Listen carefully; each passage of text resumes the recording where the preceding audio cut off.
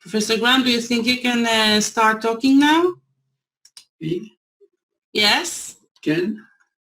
Okay, that's great. I already introduced you in Hebrew. Okay. Now I will introduce you shortly in English. Professor Graham is a well-known specialist for hypermobility syndrome and Ehlers-Danlos worldwide, and he's also my teacher for that specific syndrome. So I would really like to thank you for everything you taught me, and I'm waiting for your talk. You can start now.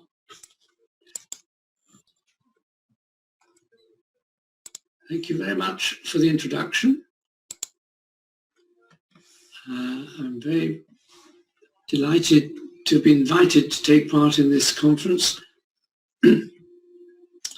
And the topic I think you chose for me is the history of joint hypermobility syndrome and the Ehlers-Danlos syndrome, and with a subtitle, How Two Diseases Became One After 40 plus years. Okay, so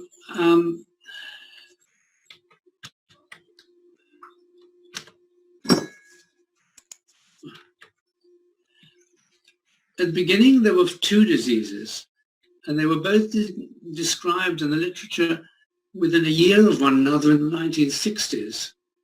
There was one published by geneticists, which really was the first publication relating to Ehlers-Danlos type 3, and then there was one from rheumatologists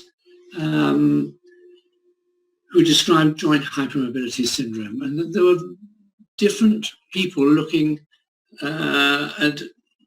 with different eyes at different conditions. Unfortunately, at the time and subsequently, we rarely talked to one another.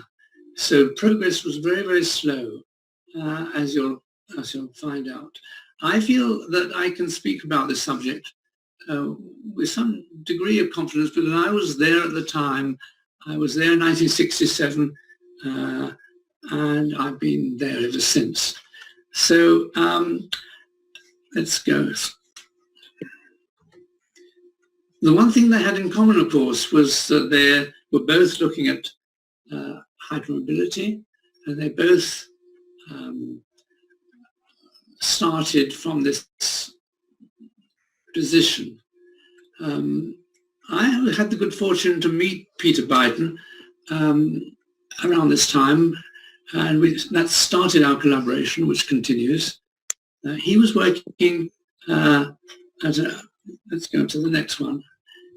He was working in London as a trainee physician, and then became a geneticist when he went to study with Professor Victor McCusick, who is known as the father of modern genetics in Baltimore.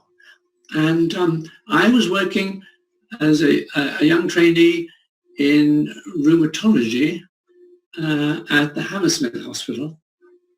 And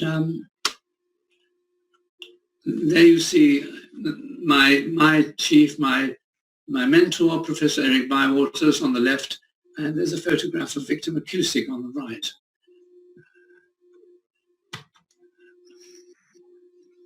Professor Bywaters was at Hammersmith Hospital, and Peter Biden was then working at St Thomas's Hospital. They were both in London, central London, but it was a very momentous occasion when I went to meet with Peter Biden, because it led to a lot of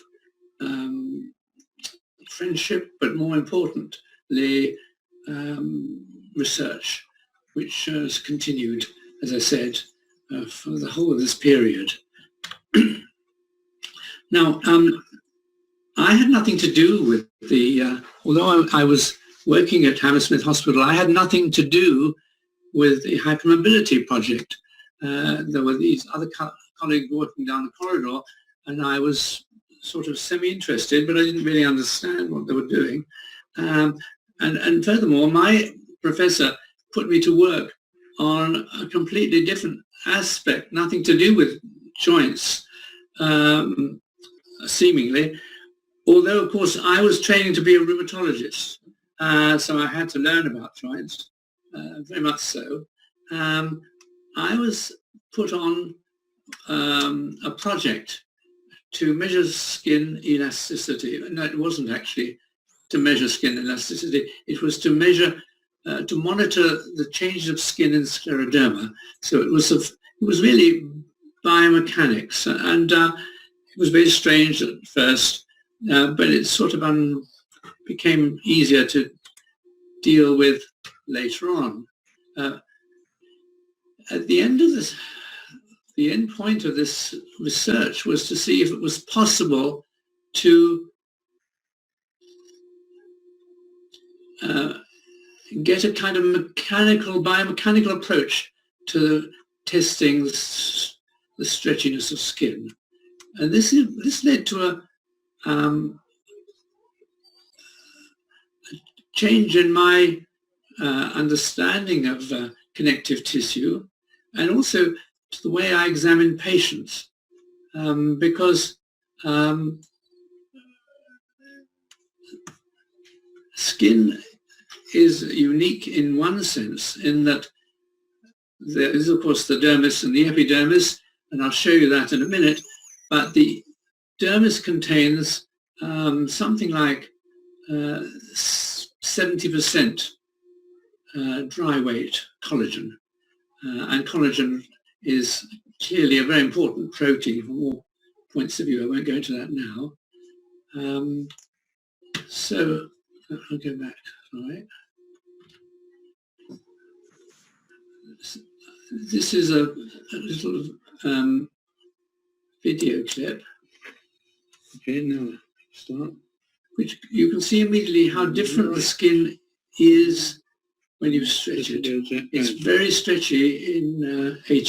This is more gradual, sorry. No, I want to say, and it's not just the stretchiness, but it's also the texture, the feel, and it's also semi-transparent. So it's often quite easy to immediately diagnose HEDS by the feel of the skin. And I call that I'll show you once more, I call it the rubber glove test. It's almost as if the skin was made of rubber, which of course it isn't. Thank you. So let's go on. I used this is me, in 1970. I used, you can see in the middle, my apparatus, which was very primitive and based on kind of physics we learned at school about elasticity.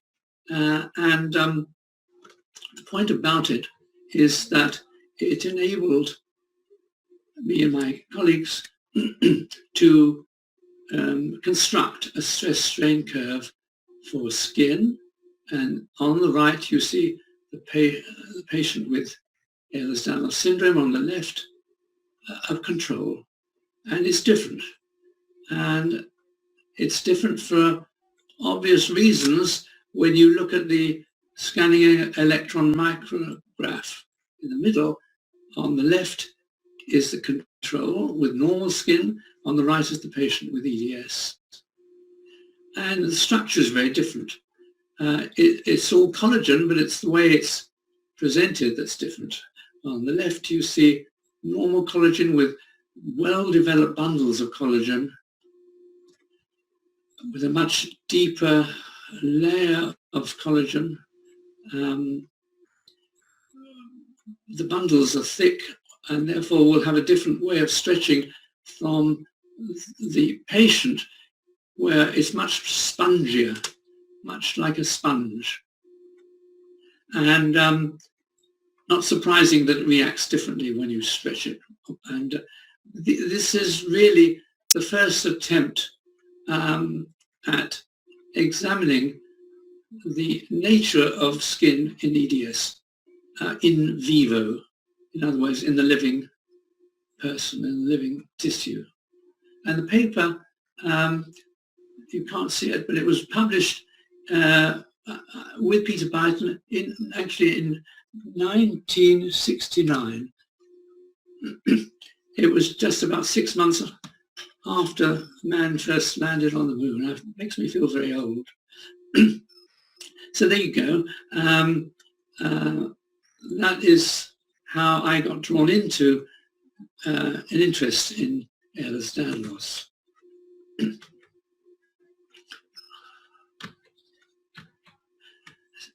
So let's see how these two groups of researchers fared over the next 30 or 40 years. We can start with the rheumatologist at Hammersmith. They were really only interested in joints, I have to say this. But they were physicians, so they looked around and began to see what else was happening in the body, in different systems. And on the right, you can see the geneticist who obviously interested in a much broader view of what was going on, because they were geneticists, and primarily they were interested in the genetic side. So they got the HDCTs, the heritable disorders of connective tissue, sort of lined up.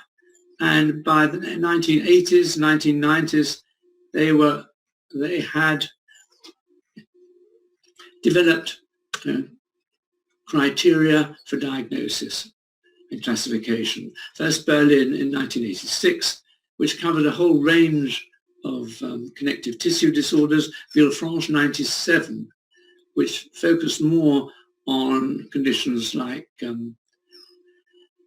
Ehlers-Danlos syndrome. But you can see that looking down, that there was beginning to study the different aspects and report on features that were obvious to them at that time. Chronic pain was reported in 1997, as it was in hypermobility a little later on in the 1990s. Autonomic dysfunction. Johns Hopkins wrote a paper on children with EDS and reported autonomic dysfunction. Levy, also from Baltimore, in 1999, wrote up cases of gastrointestinal dysfunction. And this matched very much what was going on in the rheumatological world.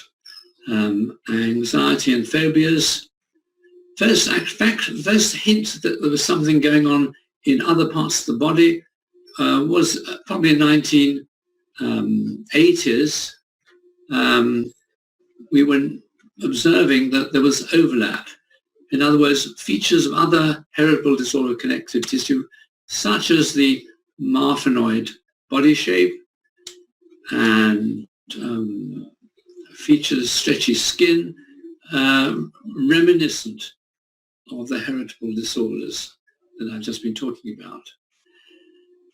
Well, there you see autonomic dysfunction is, and you see somebody you may know who came to fame in 2003 when this is when I met Yael for the first time as a medical student, I might add, in Haifa, and she and the rheumatologist there and professor of autonomic disease studies, wrote and published an amazing paper. It was published in the American Journal of Medicine in 2003. And shortly after that, the bowel, link to the bowel, was discovered by Professor Aziz, who will be talking to you soon, I believe. And he put it on the map for joint hypermobility syndrome.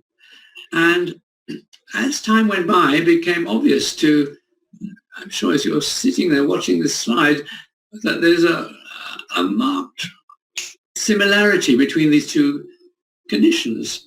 And this is not just coincidence, it's because, as became increasingly obvious over this period, they are in many respects indistinguishable from one another.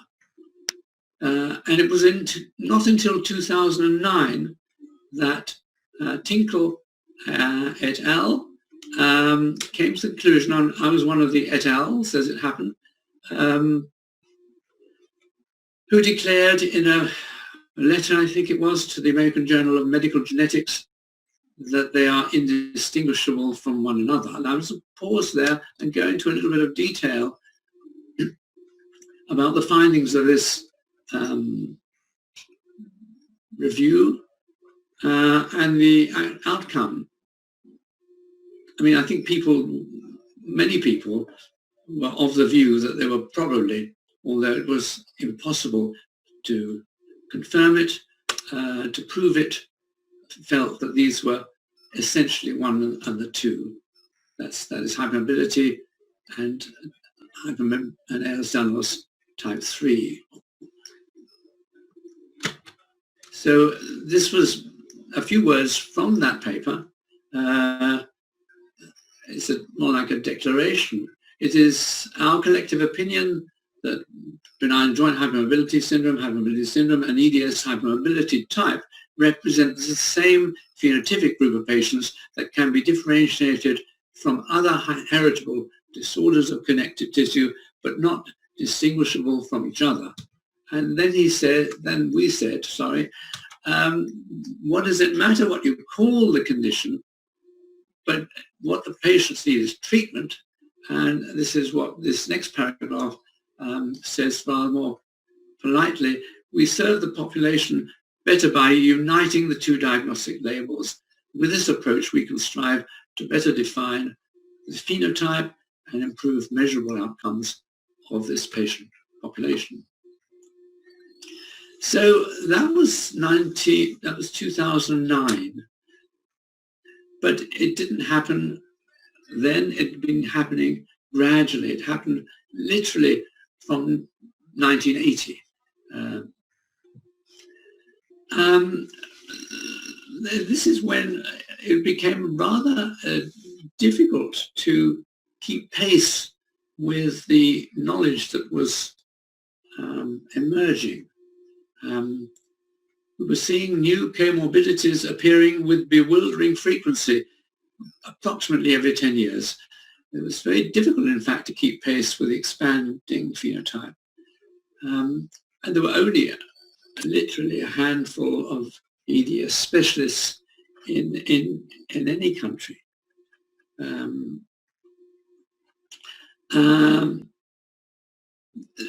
Because it was so complicated and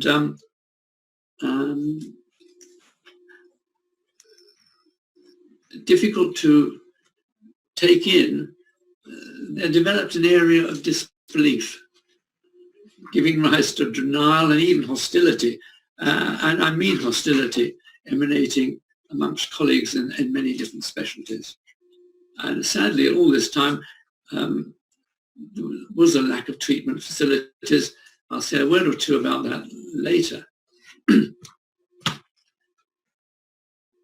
Okay, so this gives you a graphic picture of how the phenotype changed over these 40, 50 years. It started with purely musculoskeletal joint pains instability. Overlap I mentioned. In 1980, it was discovered that there was a link to pelvic floor weakness leading to prolapse, etc., etc. There was a link with anxiety and phobias, which has now been worked through thoroughly by Professor Rudni in Barcelona. Chronic pain I've alluded to already, autonomias I have, and gastrointestinal dysmotility as well. But what was not generally known was that, and I didn't realize it until way into after 2000, was these patients, or some of them, were becoming progressively disabled. And this was a bit of a shock when we discovered that patients were coming to our clinic in wheelchairs. Now, I started rheumatology in the 60s, and we were seeing patients coming to clinic in wheelchairs, but these were patients whose joints were destroyed by rheumatoid arthritis, which they're not now. But this was the new, we call it the new rheumatological disability. Now, since 2010, you can see, I'm not going to go into these in any detail, but you can see these two extra little triangles on the right, a range of neurological entities which have now been linked to EDS, Chiari-1, craniocervical instability, tethered cord syndrome, and low CSF pressure headaches, usually due to the leakage of CSF through a tear in the dura. And finally, 2010, and I know you've got a contributor on this field coming up, so I'm not going to talk about it, mast cell activation disorder due to release of histamine. How long have I got? Yael, how long have I got? 15 minutes, thank you. Okay, let's go on. How often are we missing the diagnosis? Well, we tried to look at this about 20 years ago, and it wasn't a pretty picture that we discovered, but we did some calculating. I'll come back to that one.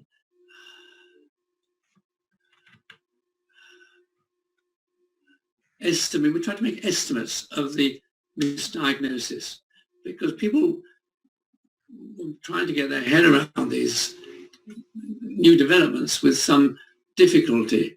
We worked out that if each consultant rheumatologist, and we actually got something like 70% of British rheumatologists taking part in this study, we from questionnaires and from national statistics, we knew that each consultant was probably seeing about 224 patients a year. We knew how many JHS patients attended clinics annually, and to cut a long story short, we realized that less than 5% of patients with the condition were being picked up and diagnosed correctly by rheumatologists in hospital. And summarizing this point, for every single patient in England with joint hypermobility syndrome, fortunate enough to be correctly diagnosed by a rheumatologist, there are 19 others who are not, passing unnoticed, undiagnosed, and presumably untreated. Then I want to talk a little bit about what was going on in the physiotherapy world. I was very fortunate enough from about the 1980s onwards to work with senior physiotherapists who took up the challenge of treating these patients. Anna Edwards-Fowler and Rosemary Keab, both of whom are now retired, who took a particular interest in our patients with hypermobility. and they drew up a kind of formula based not on statistics or science, but based on their observations and the patient's reactions to treatment. And they drew up this kind of protocol: reassurance, education and advice. Well, that's self-explanatory. Improving spinal posture by developing core stability. I'm sure that you use the same kinds of approach. Enhancing joint stability by encouraging joint stabilizing exercises. That too, improving joint proprioception by suitable exercises. Avoiding resting in the end of range postures. Manual therapy to restore, I put it down here as normal hypermobility. In other words, emphasizing that for the patients concerned, hypermobility is their normal state, and one should try to restore that, which appears to be more therapeutic than trying to do the opposite by immobilizing, using pacing, coping and other behavioral strategies for severe widespread chronic pain. And this is something we've also published on and advocate. This is to do with the use of cognitive behavioral therapy techniques in the treatment of patients with widespread chronic pain in EDS, which turns out to be one of the most difficult aspects to treat. Reversing deconditioning, enhancing fitness and stamina building with aerobic exercise, above all, invoking self-management, restoring self-esteem and self-efficacy. These are the pioneers. Looking at the camera, they're not here. They're in retirement, but they've actually got the whole thing going, at least in my country, and now are widely known now worldwide. Can't read that bit. Yes, it says unique in the history of medicine. Now, why is it that patients get such a bad deal? Doctors don't know about it because they were never taught about it, and medical school students generally are not taught about it even today. Maybe different in Israel. Teachers of medical students don't teach it, and doctors in general just don't know about it, or they sometimes, bad thing to say, they just didn't seem to be interested to know about it. And many of them are still hooked on the 1970s concepts, which said that joint hypermobility was hypermobility with symptoms in patients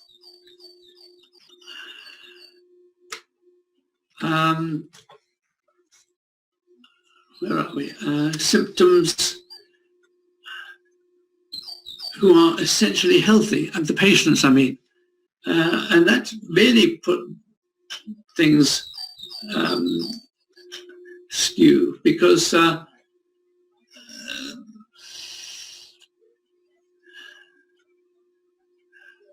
if the patients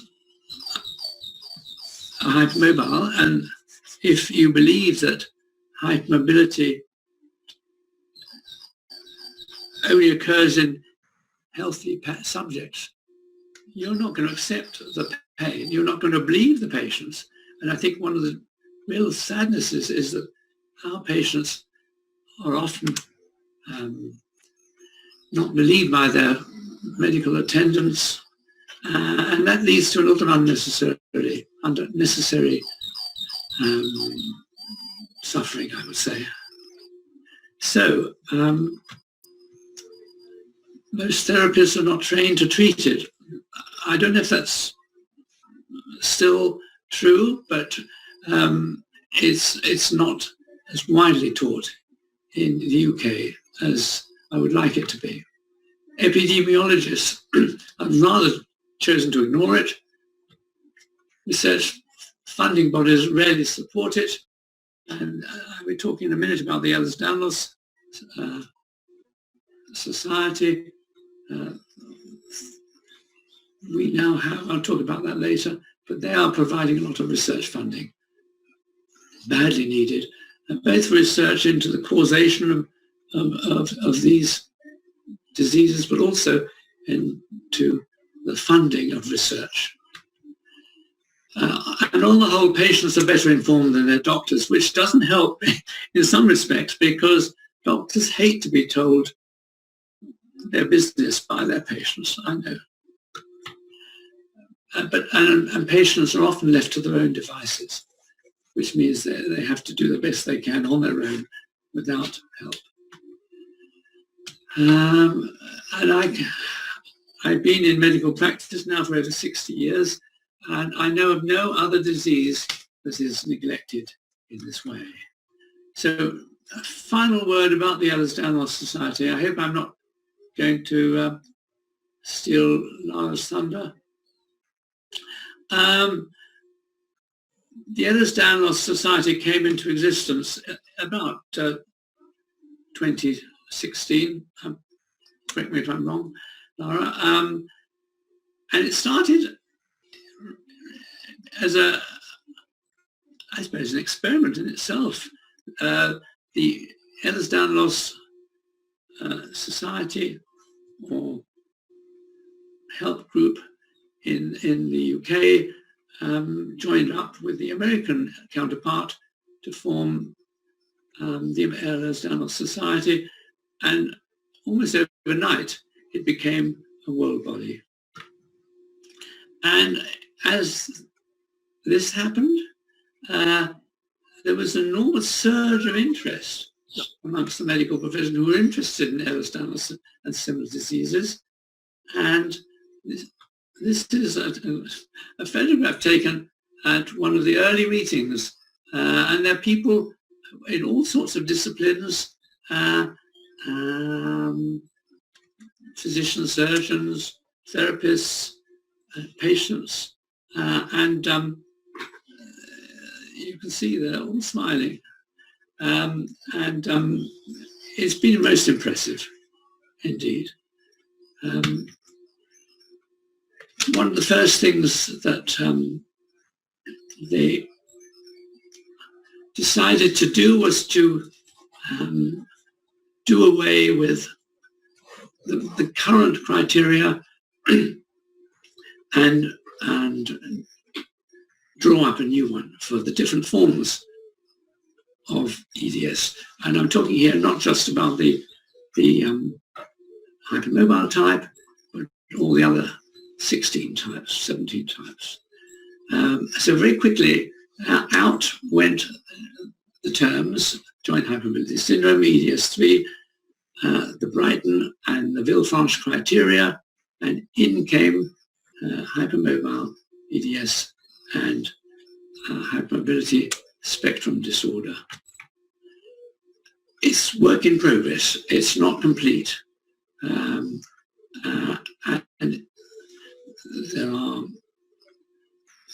there's work afoot to perfect these criteria, and at the same time, a very impressive world-based system of research is being sponsored and undertaken. Todot.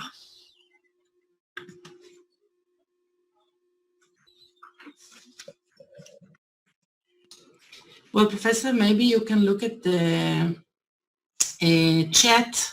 You have 2 questions. Do you want me to read it to you? You want to read it yourself? Who's that? Oh. Pregnancy and EDS. How to prepare my body? Is it possible? It is, and it's possible for results of my body. Well, yes. On the whole, I can say a few words about that now. but not very much because I'm over my time. But pregnancy is fine in hypermobile EDS. And I'm talking about normal, natural pregnancy. There is no need in the bulk of cases for anything but normal vaginal delivery.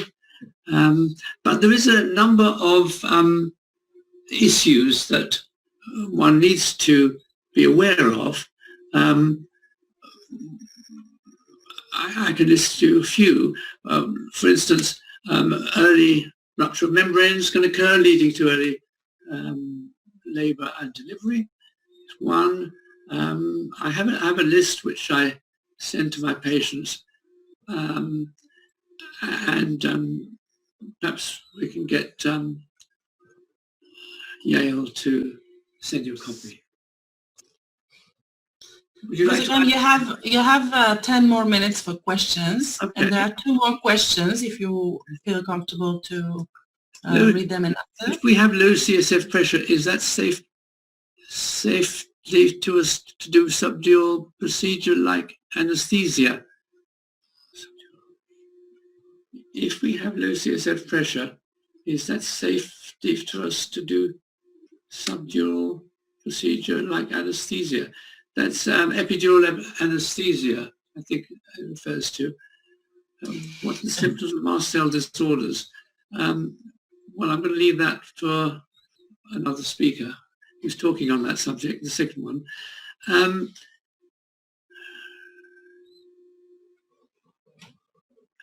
There is the problem with the dural. The dural mater is a collagen-based protective membrane that surrounds the spinal cord and the brain. And being collagen and being EDS, it has a tendency to, there is a risk of it tearing. I don't think that rules out. I think as long as the operator, the anaesthetist, is aware of the risk factor, I don't think that should be a problem.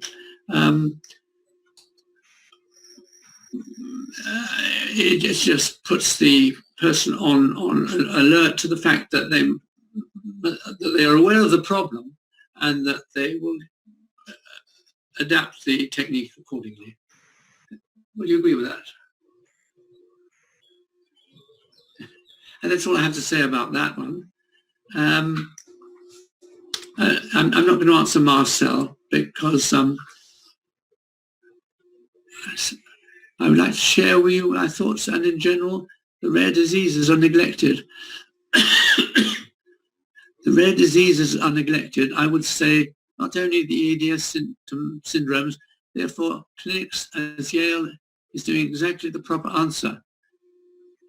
Well, Yale is doing exactly the right answer. She's going to be our savior, really, because we need, in a country of 8 million, we need several hundred Yales, but no doubt she'll train them over the next few years. Good luck with that. Thank you. To everyone, Ilona, is there a viable way to predict the onset of disability so as to stop progression of it? That's a very good question. Yes. Be aware of, learn about hypermobility and the symptoms of it, and report them to your physician or your therapist in order to start therapy as soon as possible. Don't neglect it, in other words. That's a very, I said right at the beginning in my talk that patients tend to know more about these things than their doctors. And the doctors are probably full of shame about this, but that's too bad. So don't be too shy about discussing it with your doctor, and let him know or she know that you know quite a lot about this condition. Regarding genetic factors, yes, I did have a slide on genetics, but I lost it in the rush. Regarding the genetic code, TNXB, tenascin X, is a rare form of EDS. But there is no genetic factor for hypermobile EDS at the present time. A lot of effort is being expended in trying to find out what this gene is, and I expect Laura will be talking to you about that. Anxiety. What about that?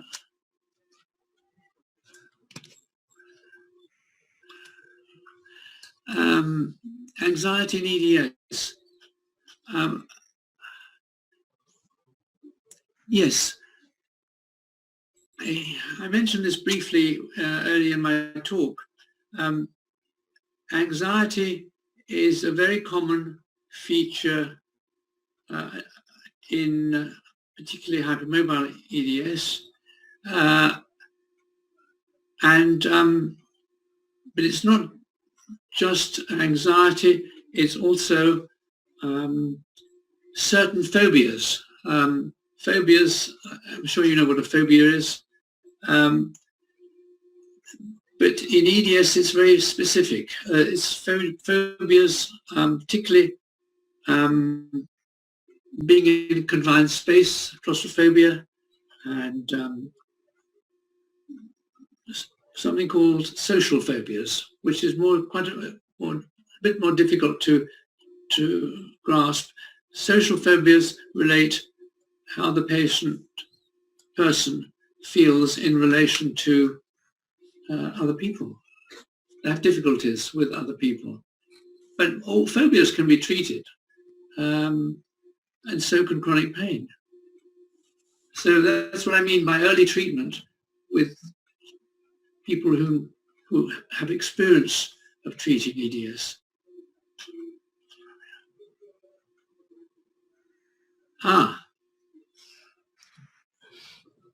Can you tell us more details about patients who are not even that flexible? Well, I can, yes. Patients, you may be born flexible, but you don't necessarily keep it unless you maintain your flexibility. And that's particularly relevant to the diagnosis as it happens, because just thinking about the 2017 criteria, it requires a fairly high Beighton score.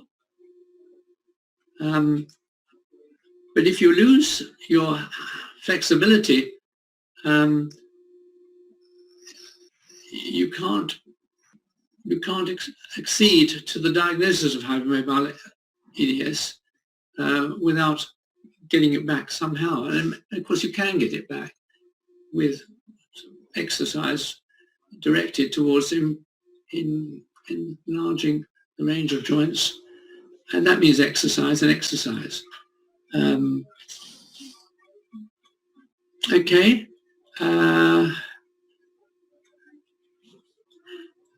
We have a saying in English, if you don't use it, you lose it.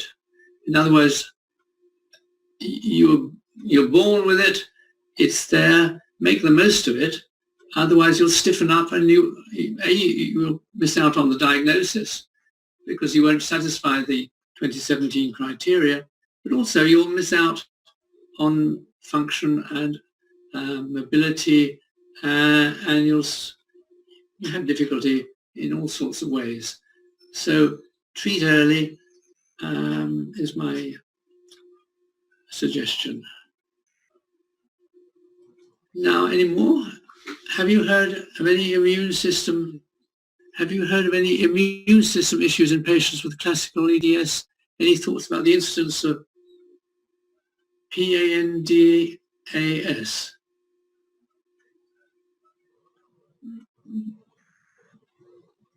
No is the short answer.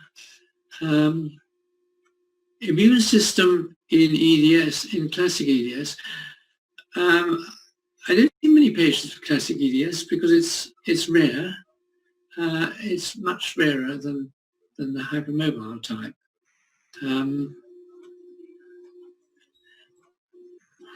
But the immune system, I used to think, was not involved. Of course, since the mast cell story developed quite recently.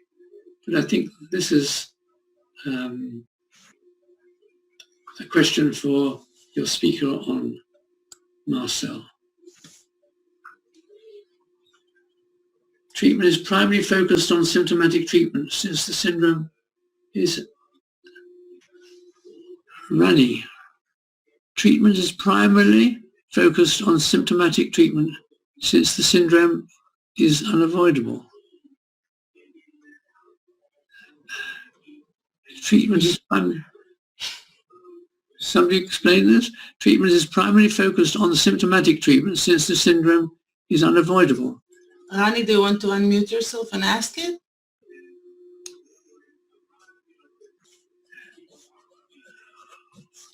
No? Okay. Well, Sorry, yeah, I'm here now. What I'm trying to say is that not that the syndrome is unavoidable, that the symptoms of the syndrome is unavoidable. In other words, you have the syndrome, you can't avoid the effects of the syndrome.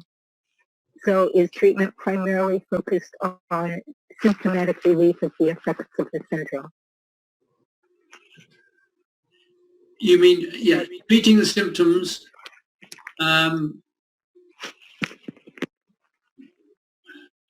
you see, as I explained in my talk, the condition now affects different parts of the body in different ways, of course.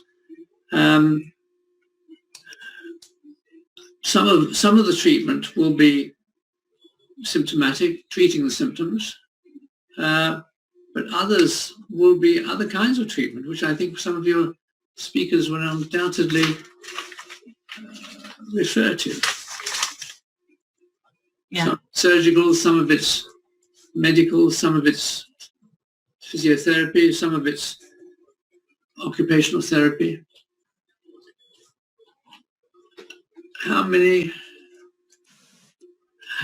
What is known about,